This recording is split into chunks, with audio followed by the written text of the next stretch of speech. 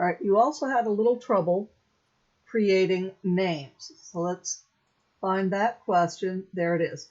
Create a defined name for a range. So I need to create a name for February expenses for the range of E4 to E9. And when I hit enter, that range will select. Okay. And now I need to go what was under formulas, right? So, okay, there's names. And I can click define name.